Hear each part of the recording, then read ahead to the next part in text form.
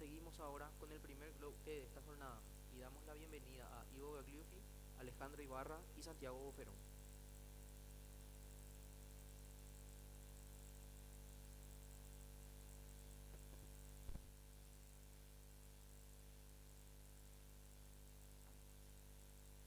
Ivo Gagliuffi es socio encargado en Perú del Departamento de Competencia, Regulación Económica y Propiedad Intelectual de Garrigues. Es especialista en antitrust, competencia desleal, publicidad, consumidor, eliminación de barreras burocráticas y pararancelarias, dumping, concursal y propiedad intelectual. En el sector privado, ha sido socio en firmas peruanas de abogados, mientras que en el sector público ha sido presidente del INDECOPI, la Agencia Peruana de Competencia, entre el 2016 y 2020. Es abogado por la Universidad de Lima y con estudios de posgrado en competencia y propiedad intelectual en Salamanca, la UADE y la UPC. Por su parte, Alejandro Ibarra es un miembro del Centro de Derecho de la Competencia de la George Washington University, dirigido por William Kovacic, y socio en Ibarra Rimón en Bogotá, Colombia.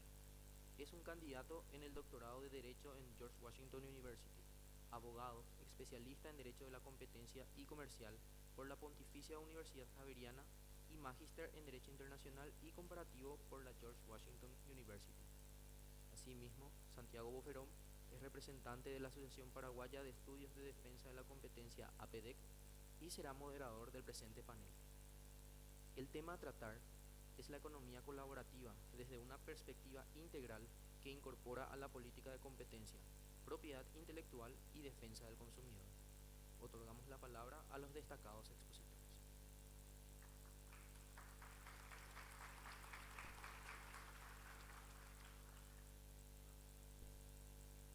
Hola, hola. Buen día, gracias a todos. La verdad que es un placer y un honor en representación de la PEDEC tener el honor, vuelvo a repetir, de hacer las veces de moderador de este panel con tan conspicuos expositores. Rápidamente, para no perder tiempo y poder nutrirnos de los especialistas, una breve introducción al tema que vamos a abordar dentro de lo que es la economía colaborativa y que es una cuestión una polémica, una tensión que viene decantando ya hace años, para quien les habla, alguien que se asomó a este tema aproximadamente hace un par de décadas, que es esta, voy a hablar en términos hipotéticos, supuesta tensión entre dos ámbitos del derecho, ¿no? El derecho de propiedad intelectual y el derecho de defensa de la competencia.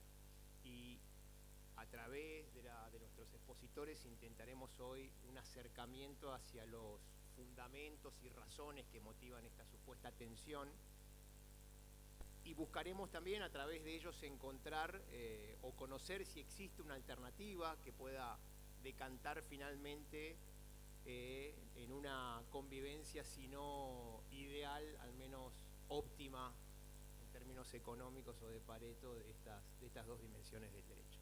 Así que a continuación voy a ceder la palabra a Ivo, simplemente para explicar, por lo último, la dinámica de la exposición. Concluida la exposición de los disertantes, abriremos una pequeña ronda de preguntas para todo el auditorio.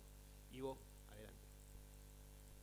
Muchas gracias. Gracias nuevamente por la invitación a la CONACOM y a todas las autoridades paraguayas presentes. Cuando nos invitan a este evento, lo que nos piden es que hablemos sobre la intersección entre el derecho de la competencia, la propiedad intelectual y la protección al consumidor. Rolando fue muy específico en que traslademos al auditorio la experiencia de los países en estos temas. Y lo que ocurre en la práctica es que yo como peruano y Alejandro como colombiano, en la práctica vivimos con autoridades que bajo un mismo techo ven los tres temas, algo muy raro en la región. Normalmente lo que ocurre en los países es lo que ocurre en Paraguay. Tienes una autoridad de competencia, la CONACOM, una autoridad o agencia de propiedad intelectual, la INAPI, y una agencia de protección al consumidor, el SEDECO. Tienes tres. Y cada uno tiene sus propias funciones. Positivo por un lado, porque cada uno tiene autonomía, presupuesto, equipos especializados y políticas claras sobre qué tienen que hacer. Esa es la ventaja. Pero a veces lo que ocurre también es que podrían tener perspectivas distintas respecto de idénticas materias, como vamos a ver ahora en los casos que hemos traído, ¿correcto? El Indecopi en el Perú, que tuve el honor de presidirlo durante 4 años, es una agencia que es considerada una rara avis en la región, en el mundo. Solo hay 2 agencias en el mundo que tienen más de 5 funciones. SIC de Colombia, lo voy a explicar Alejandro, e Indecopi de Perú. Indecopi está encargado de el sistema de defensa y libre competencia, es decir, persigue todas las conductas anticompetitivas, abusos dominantes, colusiones, y ahora hace control previo, es decir, control de estructuras, pero al mismo tiempo también es la Agencia de Protección al Consumidor, doctor, ¿se acuerda? Todo el sistema de consumidor, que absorbe casi el 80% del presupuesto de la agencia, porque tiene que resolver 50.000 reclamos al año aproximadamente. Tercera función, todo el sistema de propiedad intelectual, Claudia. Es decir, estamos a cargo, o estábamos, ¿no? Yo me siento en Indecopi otra vez, pero el Indecopi está a cargo de todo el sistema de signos distintivos, patentes, invenciones y nuevas tecnologías, y derechos de autor, copyright, todo bajo un mismo techo. Y además de esas 3 funciones, Indecopi es el encargado de la represión de la competencia desleal y la publicidad comercial, es el encargado de la defensa comercial internacional, dumping, subsidios, barreras para arancelarias, es el encargado del sistema concursal, de estructuración patrimonial, está a cargo de la firma digital y encima está encargado del sistema de eliminación de barreras burocráticas, que es único en el Perú. ¿Por qué cuento toda esta introducción? Porque esa experiencia de Indecopi le ha permitido a la autoridad tener casos que pasan por los 3 puntos que nos ha pedido Rolando que traigamos hoy día. Hay casos que abordan los 3 temas. ¿Y cuál es la ventaja y la desventaja? Mucho trabajo, poco presupuesto para cumplir con tantas funciones. Pero la ventaja, inversa a lo que decíamos al inicio, es que hay una sola idea, una sola posición respecto a materias que en otros países hay controversias o discusiones entre agencias. No digo que sea el caso de Paraguay, pero sí se presenta en otras jurisdicciones, ¿correcto? Primera gran premisa, recuerden, en el Perú, Indecopi, agencia bajo un mismo techo, todos los temas y por lo tanto una sola visión para pronunciarse sobre todos los aspectos. ¿Qué te parece, Alejandro, si tú comentas así? Y ahí vamos a las finalidades de cada uno de los derechos. Bueno, buenos días. De nuevo, muchas gracias Conacom por la invitación. Un placer acompañarlos. Y primero les extiendo de nuevo otra vez las excusas de Bill por no poderlos acompañar. Estará virtual, pero me pidió que diera sus excusas. Con respecto a Colombia, estoy completamente de acuerdo contigo, Ivo. Yo creo que el sistema de una sola autoridad garantiza coherencia. A veces sacrifica cantidad de acciones porque la autoridad, al priorizar recursos, prefiere perseguir por un lado en vez de por otro. En Colombia, usualmente, cuando un caso puede ser perseguido por consumidor y por competencia, en principio la autoridad lo persigue por competencia en la medida en que tiene funciones más fuertes, tiene capacidad sancionatoria más alta y tiene capacidad de imponer remedios. Entonces, usualmente pasa que más bien se adelanta y prioriza recursos. Ahora, con respecto al sistema, el sistema de Colombia es parecido, aunque distinto al de Indecopi. Depende completamente del presidente y es una autoridad unipersonal, a diferencia de Indecopi, que en últimas termina siendo un tribunal. Y tiene materias parecidas a las de Indecopi, con una diferencia, y es que lleva habeas data también. Entonces tenemos protección al consumidor, protección de la competencia, habeas data, propiedad intelectual y metrología legal, que es como una especie de consumidor ahí chiquito, pero se dedica básicamente a regular todo lo que es la medida de los envases, etcétera, etcétera. Está finalmente la delegatura jurisdiccional, que es algo sui generis en Colombia, y es que a la superintendencia se le han dado funciones de juez civil de circuito, y se le han dado funciones de juez civil de circuito para temas específicos y restrictivos. Propiedad intelectual, es decir, conoce demandas como juez en materia de propiedad intelectual. Eso sí es una delegatura aparte, no es la misma delegatura de propiedad intelectual. Conoce demandas de protección al consumidor y conoce demandas de competencia desleal. Entonces, dentro de la misma entidad tenemos acciones administrativas o investigaciones administrativas y una delegada de asuntos jurisdiccionales que actúa como juez y cuyo control sería el Tribunal del Circuito de Bogotá como juez civil del circuito, y eso digamos que cambia un poco el sistema.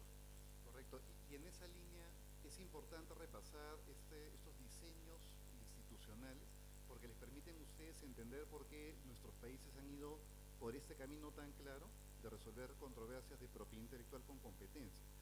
Un tema adicional, y ahora que veo algunos ex compañeros del sector público, también acá presente, Gustavo, ¿cómo estás? Es el siguiente, y es que a mí en la calle todavía cuando me cruzo con, ahora que pasó al sector privado, ¿no? Me cruzo con algunos empresarios, abogados, etcétera, me dicen, oye, tú me multaste, y miren qué interesante, en el Perú, la Agencia de Competencia y Propiedad Intelectual, el INDECOPI, tiene una estructura rara también. ¿Por qué? Porque a diferencia de la SIC, donde el presidente de la SIC resuelve en segunda y última instancia, es autoridad resolutiva, el presidente del INDECOPI es Juan Sin Tierra, así se le dice internamente. ¿Por qué? Porque eres rey sin reina. Es decir, tú eres el jefe de la institución, pero no resuelves los casos, solamente estás encargado de la gestión. Es decir, tú te preocupas de que la fábrica produzca, y la fábrica está constituida por los órganos resolutivos, que son autónomos, independientes y tienen dos instancias.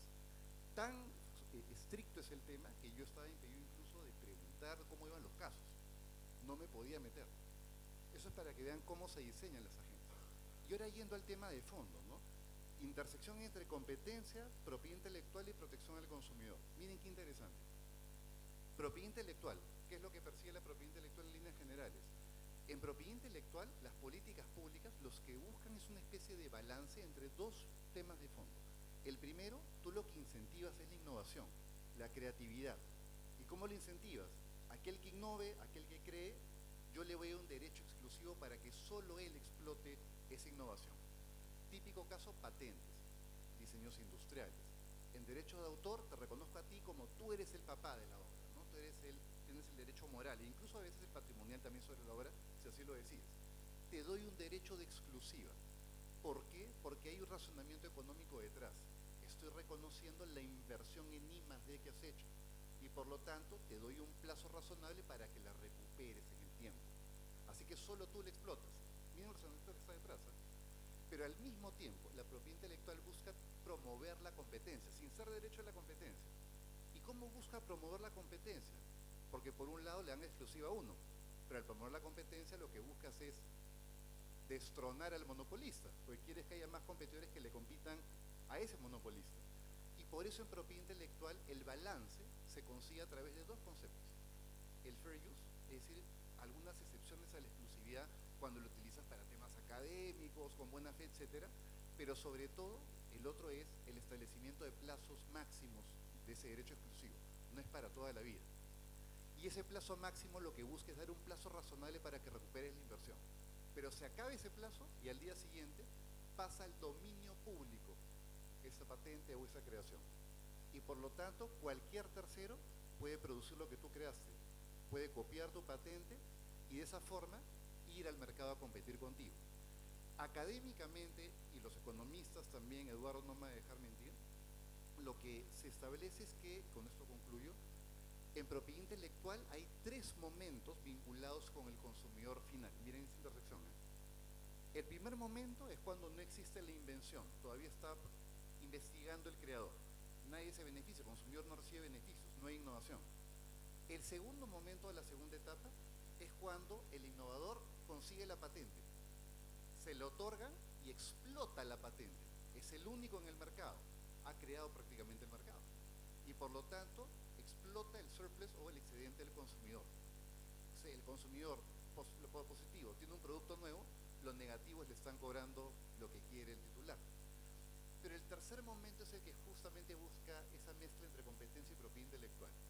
Concluye mi exclusividad y al día siguiente el que se beneficia es el consumidor.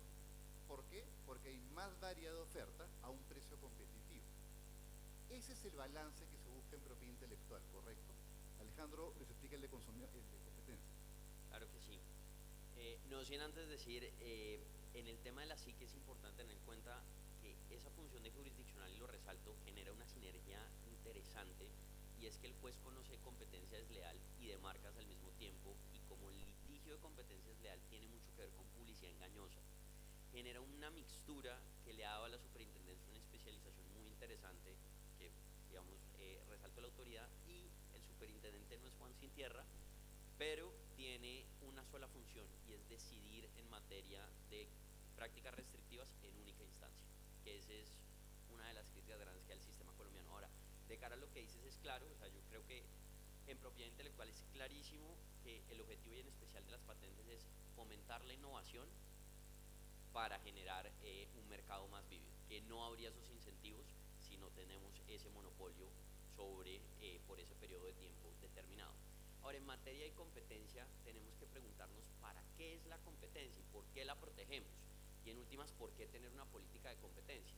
Al igual que la política de PI, en últimas, es una política más que entra dentro de la política económica de un país para lograr sus objetivos. En ese sentido, la competencia no es un fin en sí mismo, sino un medio para lograr la satisfacción de necesidades del ciudadano. Que eso se traduce en qué. Usualmente los regímenes, y esto tiene varias discusiones, pero para simplificarlo, vamos al bienestar del consumidor, que lo tocaba Ivo en el largo plazo. Pero ahí volvemos y nos preguntamos, ¿qué es el bienestar del consumidor? El bienestar del consumidor en última se traduce en eficiencia. Y ahí volvemos y nos preguntamos, ¿qué es eficiencia? Y tradicionalmente hemos visto tres tipos de eficiencia. Eficiencia locativa, que es básicamente la que protege en tiempo real el excedente del consumidor. Eficiencia económica, que en últimas busca reducir los costos de producción y aumentar la cantidad de producción. Y eficiencia dinámica, que lo que busca es dar los incentivos para la innovación y que en el largo plazo se produzcan más bienes, más calidad en el servicio y en los bienes, y por ende que haya una reducción de precios. Cada sistema y cada ordenamiento decide cuál es el fin que persigue, pero en últimas, en nuestros países en desarrollo, lo que tenemos es que buscar que la política de competencia y la política de PI de una u otra manera vayan alineados a promover el desarrollo. Y por eso mismo, dependiendo de cómo interpretemos el fin del derecho de la competencia, vamos a tener un conflicto mayor o menor con PI. Entonces, si vemos solamente la eficiencia alocativa, el excedente del consumidor, en el momento en el que tenemos un monopolio y ese monopolio empieza a cobrar precios supracompetitivos, muy probablemente a la agencia de competencia, pues sí, lo tiene que respetar, pero en el fondo de su alma le va a corroer y va a decir, aquí me están subiendo los bienes. Ahora, si la agencia de competencia o el ordenamiento de competencia lo entiende como tú bien lo acabas de decir, y es claro, pero es que esto va a generar una innovación a largo plazo, va a generar que se imite la tecnología y haya mejores bienes y el mercado se dinamice, entonces va a entender que está mejorando la calidad de la calidad de su consumidor y la calidad de vida de sus ciudadanos en el largo plazo. Entonces, esa es un poco la relación que podemos ver entre un lado y el otro. Correcto. En resumen, entonces, esta primera parte donde queríamos sentar las bases de la discusión es las políticas de propiedad intelectual. Miren qué interesante, lo que promueven es incentivar la innovación, la creatividad, ¿ok? Porque eso beneficia al consumidor final, le traen nuevos productos con mejor calidad y que mejoran la calidad de vida al mismo tiempo. Segundo, las políticas de competencia lo que buscan es promover la mayor cantidad de competidores en el mercado. ¿Por qué? Porque a mayor competencia, la ecuación es muy sencilla. Más productos, más innovación, mejores precios. Las eficiencias que comentaba Alejandro. Y en derecho del consumidor tiene que ver con ello también, porque al final de cuentas, el consumidor a mayor variedad de precios, a mayor variedad de productos, se beneficia y además hay un sistema que lo protege de esas empresas que producen o innovan. Esa es la intersección, la convergencia. Pareciera que todo encaja en un rompecabezas, ¿no? Y la foto sale bien. Pero lo que hemos traído hoy día, en realidad, son los problemas que se presentan en la práctica. Las divergencias, dónde chocan esas materias, dónde se pelean las políticas públicas, dónde puede haber una discusión, un debate, por ejemplo, entre una agencia de propiedad intelectual y una agencia de competencia. Y en la práctica se dan varios casos en el mundo. Hemos traído como un primer ejemplo la figura de la licencia obligatoria. Miren este razonamiento. Vamos a plantear el razonamiento y el caso. Licencia obligatoria. Típico caso, ¿no? Yo quiero innovar, innovo, creo, invento. Y ese invento solicito una patente de invención para que me declaren como el único titular, ¿correcto? Les dije que el Estado, la legislación reconocía ese esfuerzo. Entonces te doy la patente a ti y durante 20 años tú eres el único que la puede explotar. De esa forma yo recupero mi inversión en I+D. Perfecto, todo bien hasta ahí. Sí, pero la realidad va más allá de la teoría. Y la realidad, lo que ha pasado en la práctica, es que hay casos en que la patente se convierte en un, escuchen bien de interés público. ¿Se acuerdan del COVID, no? ¿Se acuerdan del VIH? Son prácticamente flagelos de salud, crisis humanitarias, crisis de salud, de salubridad, y donde existían determinados medicamentos que podían hacer la diferencia y salvar las vidas. En el Perú ocurrió un caso dramático, y no sé si también se produjo en Paraguay, el atazanavir. El atazanavir es un medicamento antirretroviral que se utiliza en el tratamiento del SIDA, del VIH. Sin ese medicamento prácticamente ninguna terapia funciona. Y lo que ocurrió es que ese medicamento estaba registrado o patentado por un laboratorio internacional en el Perú y era el único que lo podía producir y comercializar en el país. El Ministerio de Salud del Perú se dio cuenta en el tiempo de que casi el 52% exactamente del gasto que hacía para atender el SIDA a nivel nacional era comprando solamente ese medicamento. O sea, más de la mitad del presupuesto para combatir el SIDA se iba en el atazanavir, pero lo pagaba a precios súper competitivos, muy caro respecto al mercado internacional, pero no podía comprar mercado internacional porque había patente nacional. Y no tienes gouging prices Y no tienes gouging prices. Entonces lo que ocurre al final es que el Ministerio de Salud le toca la puerta a la presidencia del Consejo de Ministros, a la cual está adscrita el INDECOPI, pero el INDECOPI es independiente, y le dice: quiero una licencia obligatoria. ¿Qué significa eso? Esa patente que se le da al laboratorio, quiero que permitas que terceros produzcan el atazanavir. Otros laboratorios, oblígalo a dar la licencia obligatoria. Que siga produciendo el laboratorio titular, pero que otros también puedan producir. ¿Para qué? Porque a mayor oferta en el mercado, menor precio, así de sencillo. La Defensoría del Pueblo, el Ombudsman peruano, también le envió un pedido al Poder Ejecutivo y le dice: otorga licencia obligatoria. Pero en el camino se genera un debate técnico entre el Ministerio de Salud, la Defensoría del Pueblo versus el Ministerio de la Producción y algunas entidades técnicas que opinaban que no era técnico, no era viable, etc. Se demoró tanto tiempo el debate que en el camino entró a taller el Congreso de la República a través de 3 proyectos de ley que vía ley querían que el atazanavir sea producido por todo el mundo, ya que la Agencia de Propiedad Intelectual no estaba otorgando la licencia obligatoria.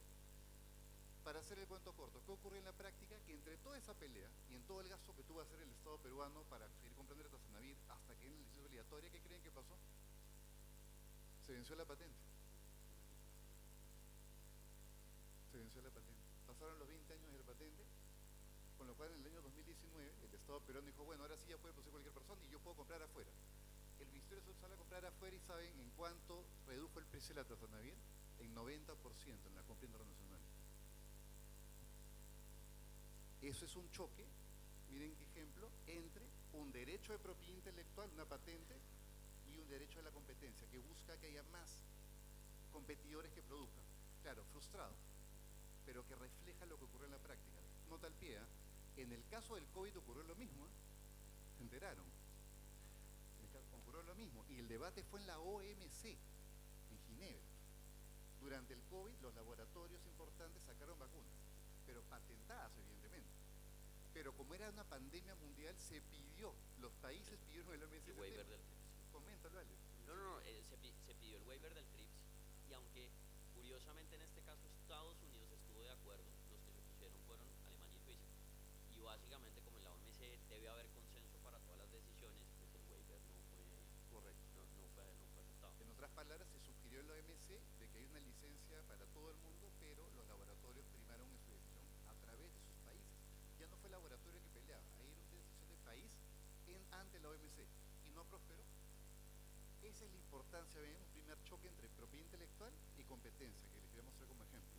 Segundo y si me lo permites, incluso antes de los casos, quisiera en el licenciamiento como dejar esos 3 momentos que habíamos un poco hablado, y es: ¿cuándo puede haber licenciamiento obligatorio? Hay licenciamiento obligatorio por motivos de interés público, como bien lo acaba de decir Ivo, y es básicamente: se necesita por un tema de salud o interés público que se libere o se dé acceso a ese derecho de propiedad intelectual. Pero hay otras 2 formas que entran directamente dentro de los procesos de competencia.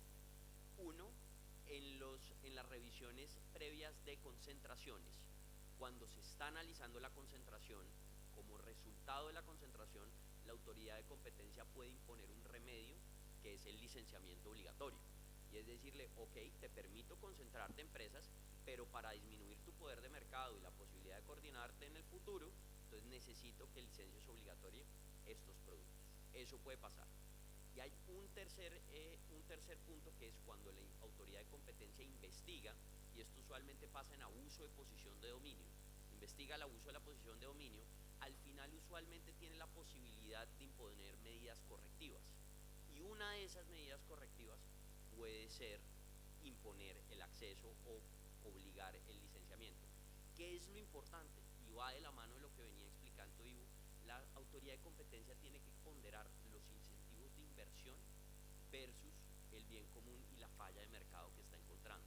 El licenciamiento obligatorio debe ser la última ratio, porque si bien es un remedio, o lo que llamamos remedio de comportamientos, por la fuerza que tiene puede ser llegado a ser considerado como un condicionamiento estructural, es decir, que cambia la estructura del mercado y puede llevar a que entren nuevos competidores, pero al mismo tiempo acabar con los incentivos de la inversión.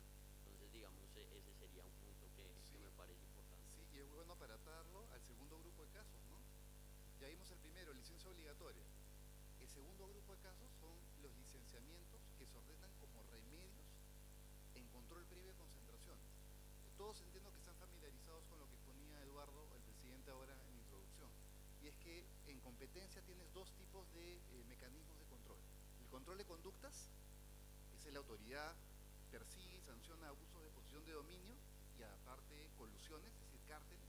Y está el control de estructuras, es decir, la autoridad antes que se produzca una concentración dice un momentito, quiero revisarlo para ver si esa concentración empresarial, una fusión, un joint venture, una compra de activos, luego me va a generar un problema de competencia que no voy a poder controlar, ¿eh? Lo veo antes, control previo. En esos casos, en el Perú hemos tenido una primera pronunciamiento donde ha entrado a tallar una pelea, un conflicto entre propiedad intelectual y competencia. El Perú, a diferencia de Paraguay, que lo hizo ya con anticipación, recién hace 3 años se implementó el control previo, aunque no lo crean. Demoramos casi 30 años en sacar control previo. Y ¿Okay? yo los felicito, creo que lo hicieron muy bien. Costó sangre, sudor y lágrimas y tuvo que haber un escándalo, un caso, una fusión para que lo probaran. Pero finalmente salió adelante. Hace 3 años el Perú lo ve. Y el primer caso que la agencia peruana ha aprobado, pero con condiciones, ha sido un caso de laboratorios. Otra vez el sector farmacéutico o de laboratorios, porque es un sector hipersensible políticamente. La educación de tus hijos, el sector inmobiliario, tu casa propia, ¿no? El sueño de la casa propia, la salud pública y los alimentos básicos son siempre los sectores sensibles políticamente para las agencias. Y ahí se producen las principales preocupaciones en control previo. Y en este caso el Indecopi, ¿qué ocurrió? Que un laboratorio peruano muy grande decidió comprar a otro que era el segundo más grande prácticamente de los peruanos, no lo de los extranjeros que son unos monstruos, ¿no? Y este laboratorio solicita comprar el 100% de las participaciones del otro.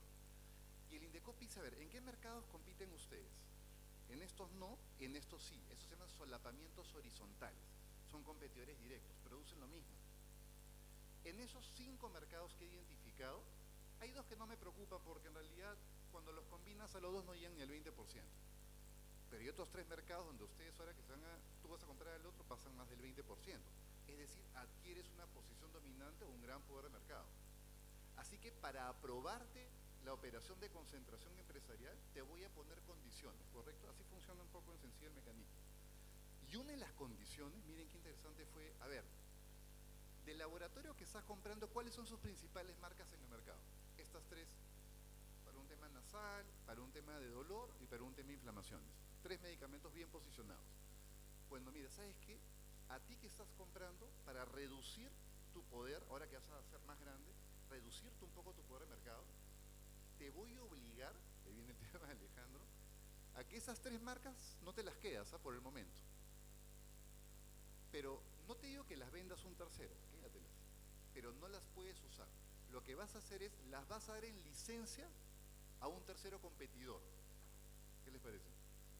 Licencia obligatoria de marcas, no de patentes, Así que tienes 5 meses, desde que yo te apruebe esta condición, para que busques en el mercado a un tercero competidor a quien le vas a licenciar la marca por 5 años.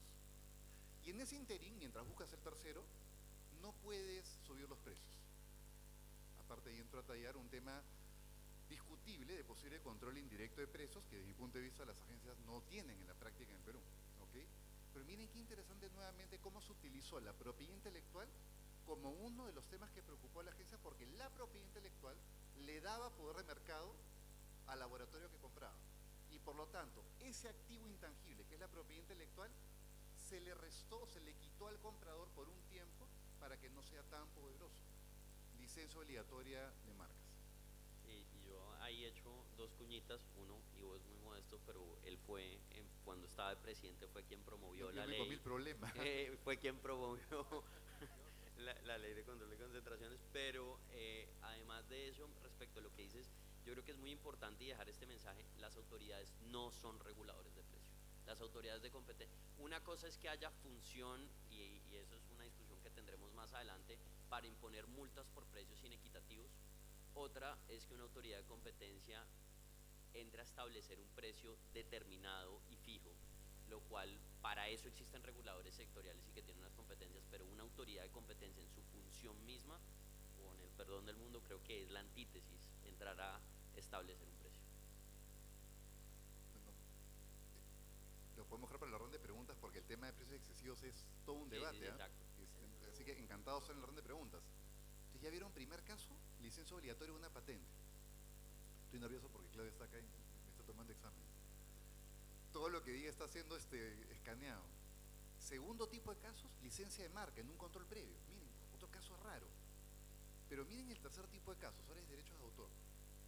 En derecho de autor, en propiedad intelectual, lo que ocurre es que alguien crea una obra, es el papá de la obra, y recuerden que genera dos derechos. El derecho moral, ¿qué quiere decir? El derecho de paternidad, sobre todo. Siempre me reconocen que yo soy el papá de la criatura, salvo que yo diga que no, que lo niegue, ¿no? Así es. O que diga que hay un seudónimo o anónimo. Pero el segundo derecho es el derecho patrimonial, es decir, no solamente soy el papá, sino que tengo el derecho a explotar la obra y que me paguen por ese uso. Ese derecho yo lo puedo transferir si quiero. Pero ¿qué ocurre en la práctica? Cuando, por ejemplo, los cantantes sacan sus obras, ellos tienen derecho de autor por la composición, es decir, componen la obra, la letra, la música. Otro grupo de artistas podría ser el que interpreta, por eso está la diferencia entre compositor e intérprete. Hay otro grupo de derecho de autor que es la empresa que graba, ¿no? Que es la que tiene los derechos fonográficos. Otros que tienen la posibilidad de reproducir y transmitir la obra, que pueden tener los derechos derivados de retransmisión o de comunicación pública, etcétera. Se generan varios tipos de derecho de autor. Y lo que ocurre en la práctica es que para cada tipo de derecho de autor existe una figura que se llaman las sociedades de gestión colectiva. ¿Y quiénes son las sociedades de gestión colectiva? Seguramente ustedes ya las conocen. Son como una especie de asociaciones o gremios de artistas, o que representan a los artistas para cobrar sus derechos. Entonces, en vez que cada artista uno a uno vaya y te cobre por pasar la canción en tu matrimonio o en la radio, la sociedad de gestión colectiva le otorgan como facultades o le trasladan poderes de representación para que ella, de manera consolidada, toque la puerta y cobre por ti. Recolecta, se queda con una comisión para sostener la sociedad y le paga al artista, ¿correcto? Así debería funcionar en la práctica. Pero así es como se tiene en teoría. ¿Y qué ocurre? Que eso les da mucho poder de mercado. La práctica son un monopolio. Claro, y prácticamente le estás dando el monopolio para que manejen la representación. Les cuento un caso de Perú, que es Macondo, Perú prácticamente, no sé si quito Colombia ese tema. Pero y ahí tú cuentas el otro, porque el primero quizás la gente tiene familiaridad.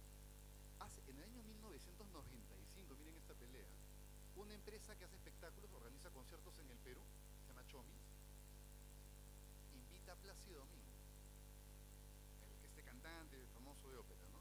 Y lo invita a cantar a Lima. Y en el repertorio de las canciones de Plácido Domingo decide, en honor a ir a cantar al Perú, interpretar una canción de Chabuca Grande, que bueno, Chabuca Grande es lo máximo, ¿no? Máximo. Entonces nos emocionamos. Chabuca, no sé si la conocen todos, hay un historia bien joven también, pero les recomiendo que en el Spotify la busquen, Chabuca Grande. ¿Y qué ocurre? Que cuando va a cantar, un momentito, le tocan la puerta dos sociedades de gestión colectiva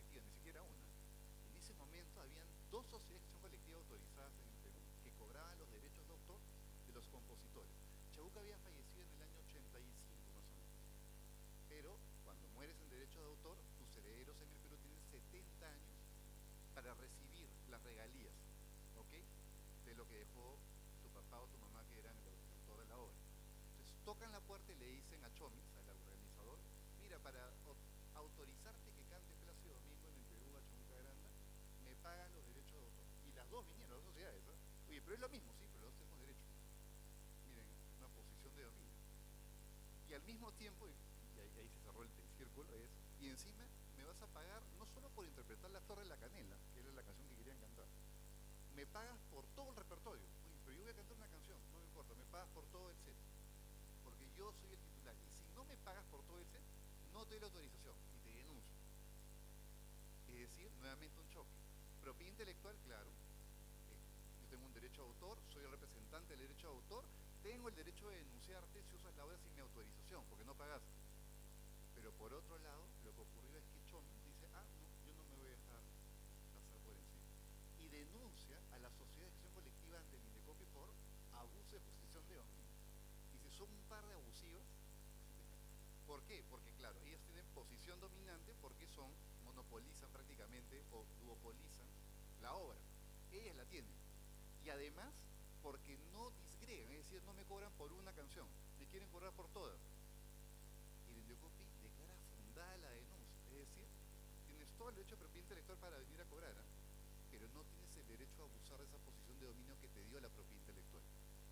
Y lo obliga a ¿qué? A cobrar, sí, pero solo por la canción que sigue interpretar. Y declara fundada la denuncia. Otro choque entre competencia y propiedad intelectual, en este caso por derecho de autor. Sí, ¿no?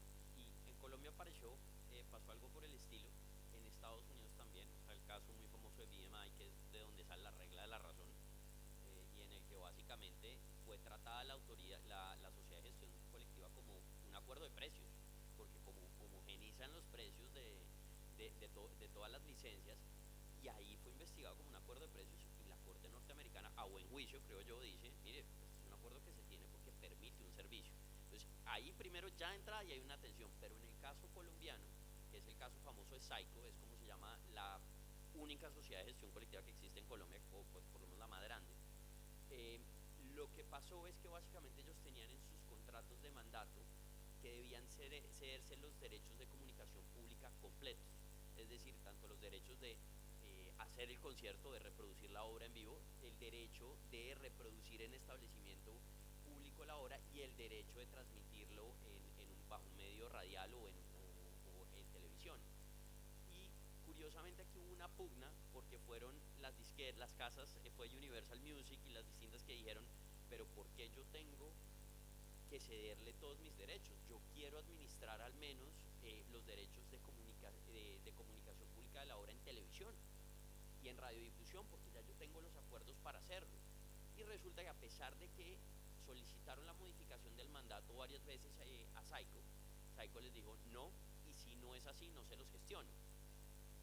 Entonces salen las denuncias, la superintendencia efectivamente realiza su investigación y al final le dice, usted está realizando una venta atada, porque usted está obligando que tres prestaciones que en principio podrían ser distintas, que son esas tres funciones de la comunicación pública del derecho de autor, las está atando para que se las tengan que vender y ceder en una, se las tengan que ceder y usted las administre en una sola. Entonces, curiosamente, y ese es uno de los pocos condicionamientos de comportamiento que ha impuesto la superintendencia, una vez declara fundada la denuncia también, sanciona y además le obliga a la compañía a modificar sus contratos de tal manera que le permita a cada uno de los derechos de autor gestionar o decidir qué derechos entrega a su gestión.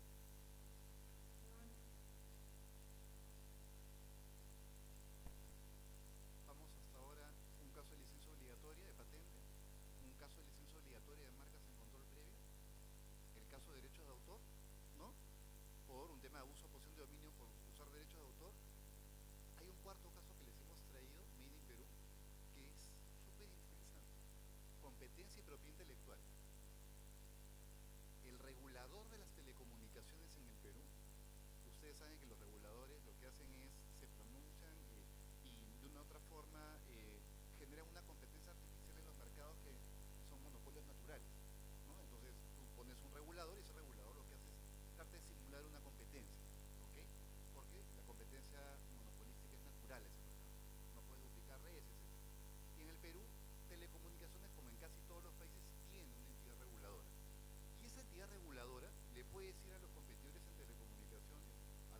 precio cobrar, o sea, qué tarifa cobrar, e incluso les puedo ordenar compartir su infraestructura, por ejemplo, con terceros competidores. ¿Ok? ¿Qué pasó en el Perú? El regulador determina de que una de las empresas de telecomunicaciones, después de un análisis de mercado en todo el Perú, tenía posición dominante en 10 regiones del Perú, de 24, 10 regiones. ¿En qué mercado? En el mercado de televisión paga.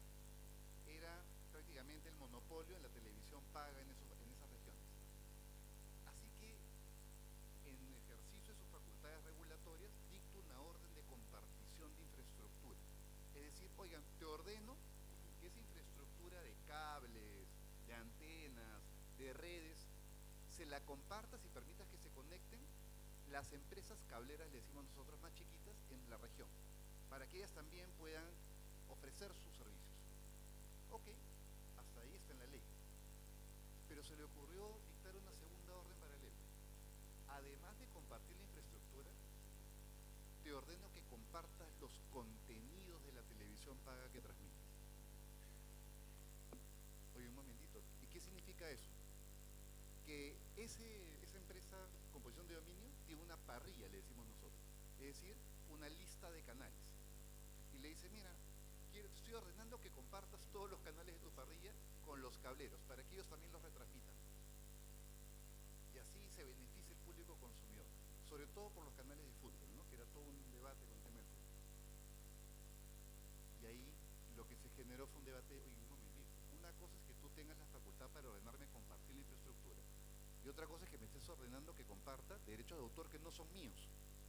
Porque esa parrilla que tú ves, yo le pago a Disney Channel, yo le pago a National Geographic, yo le pago a NTV, etcétera, etcétera, para que me permitan a mí ejercer derechos de reproducción o comunicación pública por retransmisión. Yo no produzco esos programas, así que yo no puedo sublicenciar, no estoy autorizado. Y finalmente, después de todo un debate, el regulador reconoce que no había hecho el análisis de propiedad intelectual y que efectivamente no podía ordenar que se retransmitan programas que habían sido producidos por terceros. ¿Por qué? Porque estaba trasladando su facultad legal para regular el mercado de telecomunicaciones aguas arriba al mercado de producción de contenidos, donde no tenía ninguna facultad porque es un mercado libre en competencia. Tuvo que retroceder públicamente, ¿se imaginan? Por el hecho de no haber tenido en cuenta la propiedad intelectual dentro de su visión de promoción de la competencia. Ahí es un choque inverso. La propiedad intelectual le hace el padre, como decimos en Perú, a la competencia, ¿no? Tienes que haberla tenido en consideración. Nota al pie. Además que hay un tratado de libre comercio entre Perú y Estados Unidos que tiene una sección de propiedad intelectual que es lo más estricto que existe en el mundo, ¿no? No te permiten tocar un contenido norteamericano si estás violando un derecho, evidentemente. Así que ahí Estados Unidos también transmitió su preocupación por esa orden de compartición de contenidos. Así que llevan 4 ejemplos, vienen más, si es que tenemos tiempo. ¿Cuánto tiempo tenemos desde Holanda? Ah, ya. Ok, Juan Carlos, para que Tenemos, sí, creo que pues hago la cuña, aquí en Paraguay hubo también un caso, pero no me atrevo, teniendo además aquí a la autoridad, que pues, tuvo su caso de Teledeportes, muchos de ustedes seguramente acá lo conocen, no voy a explicarlos, pero vamos a pegar un salto otra vez a patentes para tocar el tema de product hopping, que yo creo que es importante y es otro caso en patentes y para explicarles un poco la práctica de lo que es product hopping. Una vez se tiene una patente primaria, que es cuando se licencia el componente químico de un medicamento, hay unas patentes secundarias. ¿Cuáles son las patentes secundarias? En las que se patentan las formas de suministrar el medicamento o distintos procesos que permiten también suministrar el medicamento. Entonces, ¿qué se hace? Una vez se tiene la patente primaria, se empiezan a realizar distintas patentes secundarias para que la compañía logre extender su derecho en el tiempo exclusivo sobre la presentación o sobre el medicamento. Entonces, en Estados Unidos esta ha sido una práctica muy cuestionada y usualmente se ha sancionado cuando hablamos de lo que ellos llaman un hard switching. Y ya les explico en qué consiste. Entonces, el caso más sonado es el caso de una droga de colesterol, se llama Trescol, en el que Abbott demandó a Tebas, que es otro laboratorio, porque básicamente lo que hizo fue patentar un cambio de presentación. Primero el medicamento se hacía en cápsulas o se suministraba en cápsulas y Tebas patentó las tabletas. Una vez patentadas las tabletas y antes de que se venciera la patente de las cápsulas, lo que hizo fue empezar a promover que todos los médicos solamente recetaran las tabletas y sacó del registro de producción norteamericano de medicamentos las cápsulas, de tal manera que una vez se vencía la patente de las cápsulas, los genéricos ya no podían entrar a producir las cápsulas. Entonces, retira el primer producto y deja solamente el nuevo de la patente disponible en el mercado, lo que obliga al consumidor únicamente a poder consumir el nuevo producto. Eso es un hard switch. En ese momento, la Corte declaró fundada la demanda de Abbott y declaró que eso era una práctica restrictiva de la competencia. Existe una segunda modalidad que es el soft switching, que es cuando se deja el producto anterior en el mercado y se le permite una variedad de opciones al consumidor. En ese caso se entiende que es pro-competitivo por el hecho de que el consumidor puede ir y tener más productos. ¿Dónde está otro elemento que es importante? En la estrategia de que los médicos solamente receten el producto determinado con la marca en la presentación, de tal manera que no se le permite al consumidor ir por el genérico o el más barato. Digamos como que es otro momento y no sé si quiere cerrar con el reverse, pero... Y lo que me acabo de dar cuenta que estamos compitiendo pero con las medias, ¿eh? Felizmente, porque dije va a ser un poquito atrevido, pero felizmente me estás acompañando. No, yo te vi y dije me las cambio. No hemos coordinado, por si acaso, ¿eh? No nos hemos coludido. Bueno, hay otros casos, pero uno que nos llamó mucho la atención, no sé si reverse payment o si licencias FRAN. El que decidas. Si no, ahí podemos abordar los dos. Miren, reverse payment, ¿ya? Pagos inversos. Lo que ha venido ocurriendo en muchos casos, nuevamente, sector farmacéutico, laboratorios, es que, es muy curioso, normalmente, si yo soy el titular de la patente y alguien la quiere utilizar, ese tercero me tiene que pagar, ¿no es cierto?, por el uso. Pero esta es una figura que se llama reverse payment porque es al revés. El titular de la patente le paga al tercero, ¿para qué? Para que no la use. Sí, pero no tiene sentido. Sí, tiene un sentido económico estratégico. Lo que ha venido ocurriendo en la práctica es que cuando hay un tercero que quiere producir un medicamento genérico y pareciera que tiene o va a utilizar una característica particular que ha sido reivindicada por el titular de la patente vigente, ese titular de la patente normalmente le envía una carta o lo denuncia por violación de patente. Y dice, un momentito, estás utilizando un componente mío, no puedes. Pero esos juicios toman mucho tiempo y nunca tienes la certeza si lo vas a ganar o no. Y ante ese nivel de incertidumbre, algunas veces el titular de la patente prefiere hacer un pay for delay. ¿Qué significa? Mira, vamos a llegar a un acuerdo con el laboratorio que quiere producir un genérico que parece que usa mi patente para que te demores en producirlo hasta que se venza la patente. Entonces, te voy a pagar para eso. Eso que pareciera un acuerdo privado en ejercicio de mi propiedad intelectual, e incluso yo soy generoso y le pago a alguien para que no use mi patente, en vez de denunciarlo, ha sido considerado en la Unión Europea, el Tribunal de Justicia, como una práctica anticompetitiva, como una conducta anticompetitiva, de colusión. Se están poniendo de acuerdo dos competidores, ¿para qué? Para restringir la oferta, de tal manera que se mantenga quizás el precio monopolístico en el mercado sobre el titular de la patente. La Unión Europea utiliza un examen o test que se llama el test de las tres puntas, le llaman, ¿no? Primera punta, interesante, ¿eh? A ver, primero, ¿ese tercero era un competidor o no? Todo el mundo dice, sí, es un competidor, es un laboratorio genérico, sí, pero quizás no era un competidor. Claro, ¿por qué? Porque si yo llego a la conclusión que sí estaba violando tu patente, en realidad nunca pudo competirte, porque nadie puede competir violando patentes de terceros. Entonces no era un competidor, no podía hacerse celebrar ese acuerdo. Esa es la primera punta que se analiza. La segunda, en el acuerdo había un pay for delay, o sea, se comprometía el genérico a no producir por un tiempo, sí, ok, segundo requisito aprobado, o ya chequeado. Y el tercero, ¿hubo un pago? Porque el pago no siempre es en dinero, ¿no? El pago puede ser también en hacer, no hacer, producir otro tipo, ceder otras patentes, ¿no? De tal manera que cuando te denuncias dices, no, yo no le pagué, ¿eh? Pero si hay algún tipo de compensación por ese delay, se completan las tres puntas y se considera que hay una colusión o acuerdo competitivo. Nuevamente, como pueden ver, un caso donde se utiliza la propiedad intelectual, pero acá es para cometer una conducta anticompetitiva en la práctica entre dos competidores horizontales. Y ahí podemos ver licencia Fran y otros más que habíamos realizado. Yo creo que lo único que te diría frente a eso es, en Estados Unidos no se aplica test de las tres puntas, pero se le aplica test de la razón completamente. Y lo que te dicen es, si el sentido del acuerdo es literalmente impedir la entrada de un tercero al mercado, y de alguna manera hay una especie de sham litigation, no desde el lado del mismo litigio, sino desde, hay buenas probabilidades de que la patente haya sido registrada fraudulentamente o haya habido una inducción, error de autoría, se puede decir que ahí habría un problema. Pero al final el punto es, si el acuerdo está diseñado solamente para restringir la competencia, pasa. Pero en Estados Unidos no son per se ilegales y les aplican todo el juicio de la razón. Bueno, wow. Fuimos a toda velocidad, así que muchas gracias por la exposición.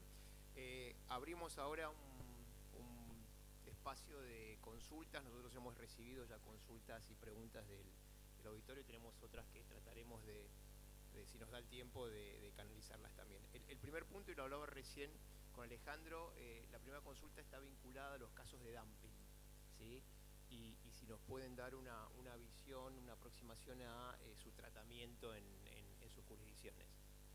Pues, y entiendo el dumping como estamos hablando práctica en la OMC en comercio internacional, como cuando el valor normal es superior al valor de exportación del bien. O sea, digamos que ahí lo que tenemos que ver es, tenemos dos políticas distintas. Una cosa es el dumping y la política de comercio exterior, y otra cosa es la política de competencia. Tienen que estar supremamente relacionadas y deben interactuar, pero una tiende a proteger una cosa y otra tiende a proteger otra cosa. La autoridad de competencia tiende a ver el dumping como una forma de protección muchas veces de carteles, y por el otro lado la industria muchas veces necesita las medidas de dumping precisamente para defenderse de una práctica que se entiende como desleal en materia internacional.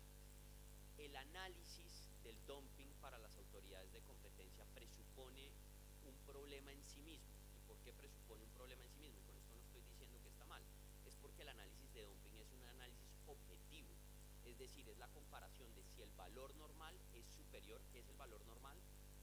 El valor en el país de producción, si es superior al valor de exportación al país de importación. Si eso pasa, independientemente de los motivos de eficiencia, porque pueden haber razones de mercado que pueden llevar a que eso pase, pero si eso pasa en materia de dumping y hay daño y se afecta a la rama de producción nacional, ya hay suficiente motivo para que se imponga una medida antidumping.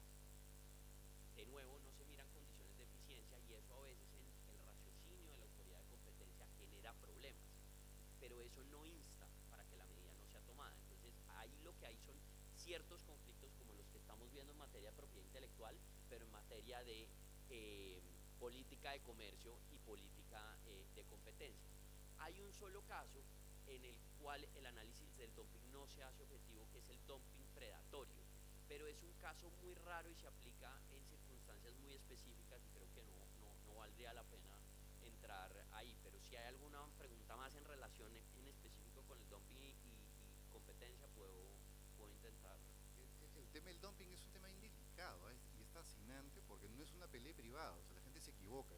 No es que yo protejo mi producción y denuncio a la empresa del otro país, no, es un tema bilateral, involucra a los países.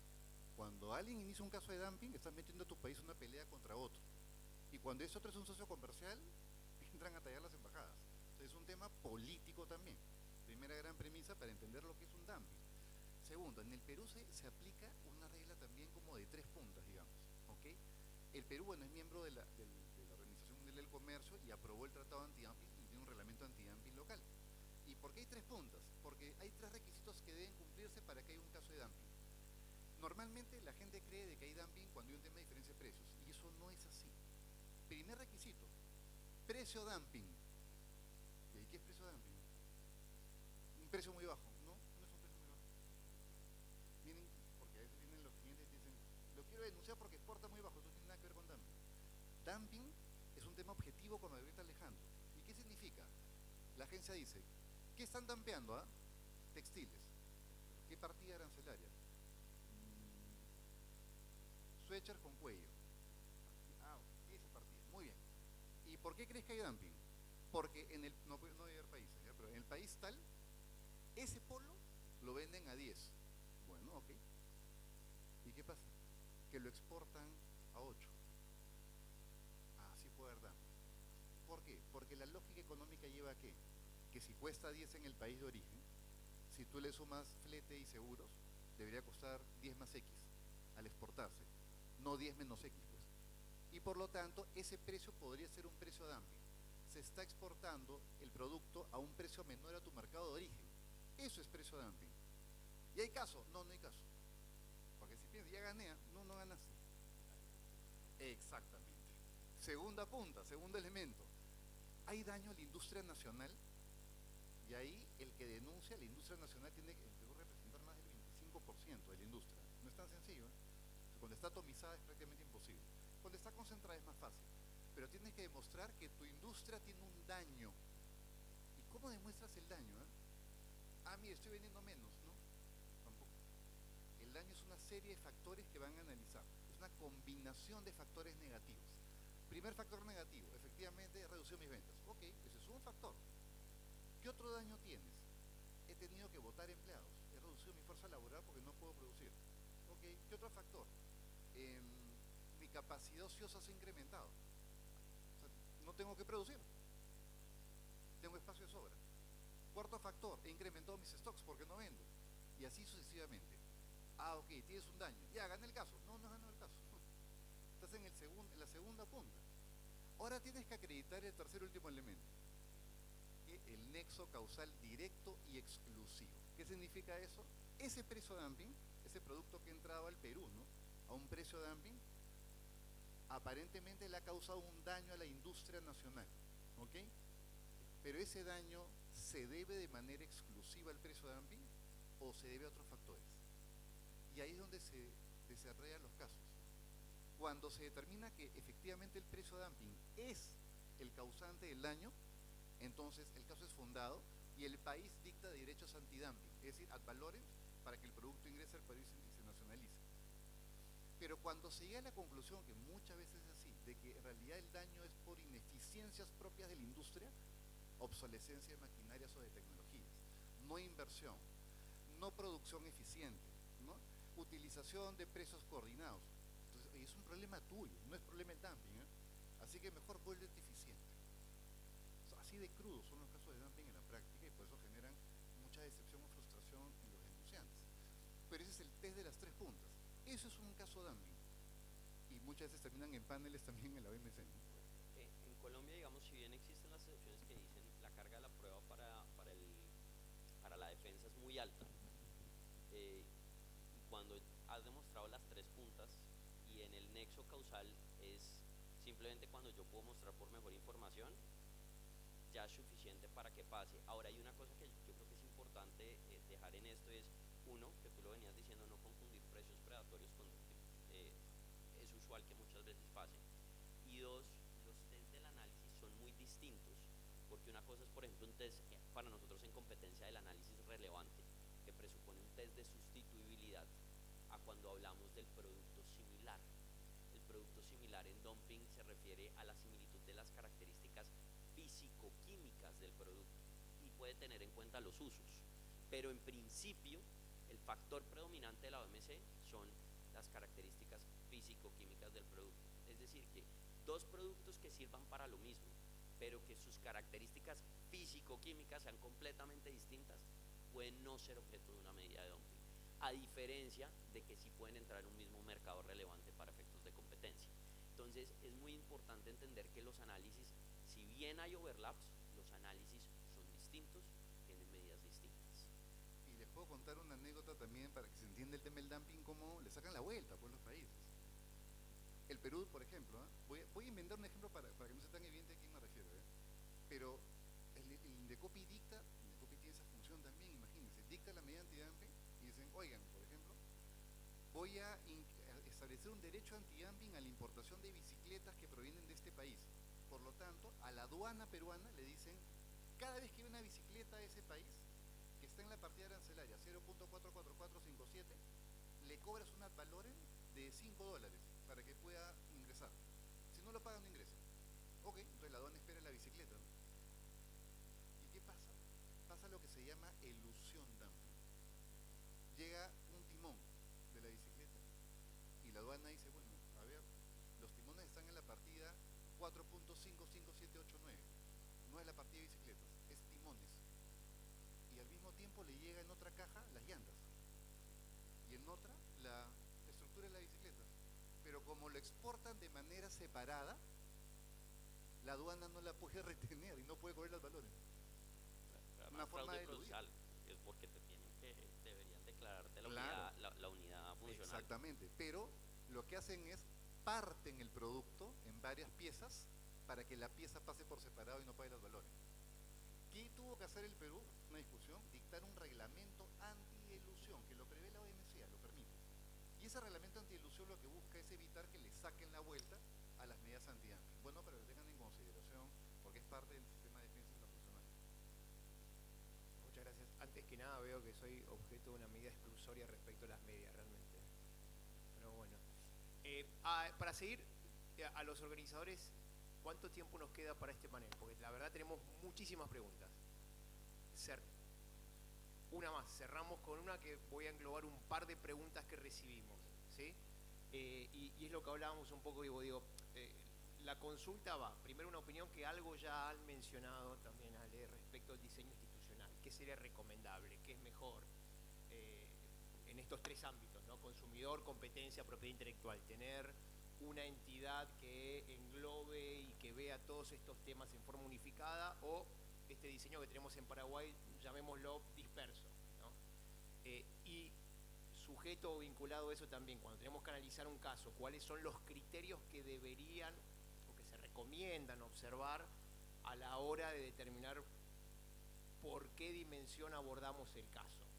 ¿Sí? Es decir, desde el punto de vista competencia, consumidor, propiedad intelectual, y finalmente, ¿cuáles serían las medidas recomendadas para tener un criterio unificado, para una coherencia sistemática en el abordaje de los casos en estas tres dimensiones? Y ahí estoy englobando más o menos como 5 preguntas, así que con esto podemos cerrar. Más empaquetado, ¿no? Miren, primera, voy a hacer una confesión, hay que ser sincero, pues, ¿no? Porque, claro, uno siempre quiere vender su producto nacional, ¿no? Como el mejor, y no es así, pues.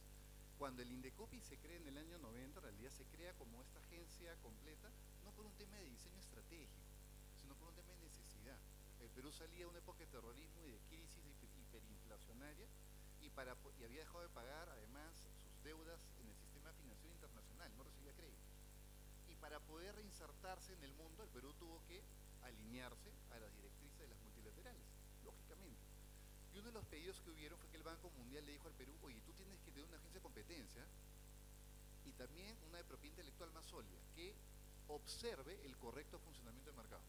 Y como no había suficientes recursos, se creó un Indecopi con todas estas funciones. Inicialmente con consumidor, con propiedad intelectual, luego le sumaron competencia. Como lo hizo bien, le mandaron concursal. Como lo sigue haciendo bien, le pidieron que haga dumping. Fue un poco víctima de su éxito, digamos. Pero ¿a qué voy? Que no se diseñó desde el día 1, sino se fue armando como una especie de Lego, un Tetris, ¿ok? Segundo, no hay fórmula perfecta. Hay países que tienen una agencia por tema, como Paraguay. Y hay ventajas y algunas limitaciones. Ventajas: equipo especializado, presupuesto entregado para hacer tu trabajo, foco en lo que haces, compromiso, rendición de cuentas en tu tema. ¿Cuáles pueden ser las limitaciones de lo que decimos al inicio, ¿no? Que tú tienes una posición y el otro día tienen otra en determinadas políticas públicas. ¿Qué se recomienda? Pero ya atajando todas las preguntas, ¿qué se recomienda? Normalmente, si bien existe autonomía, lo que puede ser recomendable en política pública es percibir al Estado como un solo equipo. Percibir al Estado como un solo equipo. Y así nos veíamos cuando yo estaba en el sector público, todos éramos el mismo equipo. Y tenemos diferencias fuertes, ¿eh?, de política pública. Pero teníamos que tener mesas de trabajo. Entonces, la presidencia del Consejo de Ministros, que es el ministerio de los ministerios, el que los engloba, proponía mesas de trabajo a través de una entidad que se llama Secretaría General de Gestión Pública. Y lo que buscaba era armonizar criterios cuando las entidades discrepábamos respecto a determinados temas. Eso es una buena práctica a nivel de política pública que se puede tener en cuenta. Pero mi mensaje es, no es que hay una fórmula única, es mejor una sola agencia o es mejor cada una por separado. Cada país lo define en base a sus políticas públicas y sus presupuestos.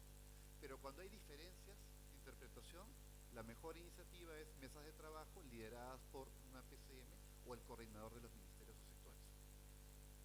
Y yo estoy de acuerdo, yo creo que no solo cada país los decide, sino dependiendo de cada país puede ser más conveniente uno y otro. De modo yo hago énfasis en ventajas y desventajas como lo venía diciendo Ivo, y es, sí, cuando yo tengo una sola agencia es más económico, porque pues definitivamente hay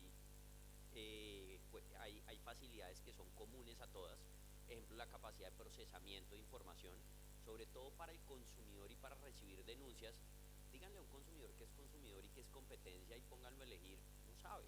Entonces al final las denuncias llegan y es a las autoridades a los que les toca decidir qué es lo que va a entrar y qué es lo que no va a entrar, y si no hay una buena comunicación son dos autoridades, pues no terminan haciendo nada. Entonces digamos como el modelo unificado tiene unas ventajas económicas, tiene unas ventajas de coordinación, pero tiene unas desventajas también muy grandes, y es a veces no sabemos una función donde ponerla y pues cuélguesela al Indecopi o cuélguesela a la SIC, y pasa lo mismo con la FTC, o sea, no sabemos dónde poner esta cosa, póngalo ahí.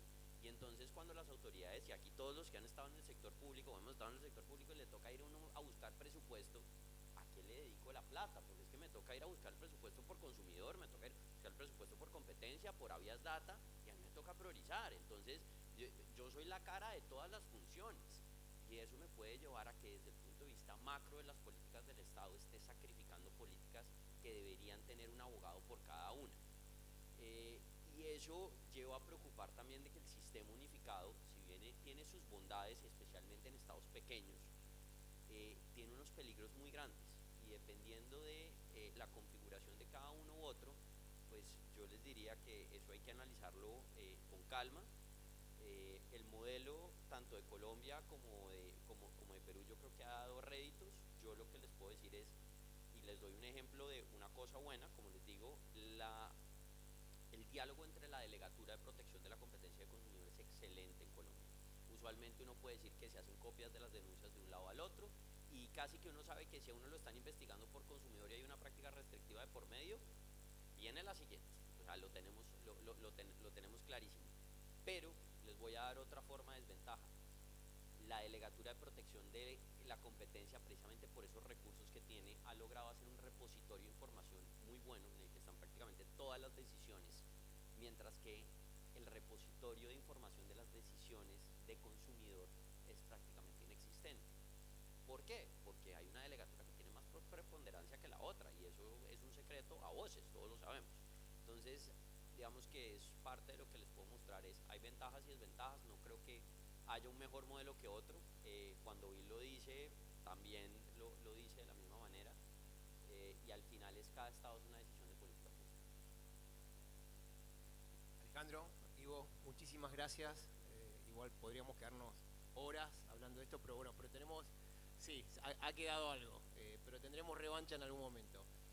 Muchas gracias a todos los presentes, y bueno, damos de esta forma por concluido el primer panel, y nos dirán los organizadores cómo seguimos. Muchas gracias.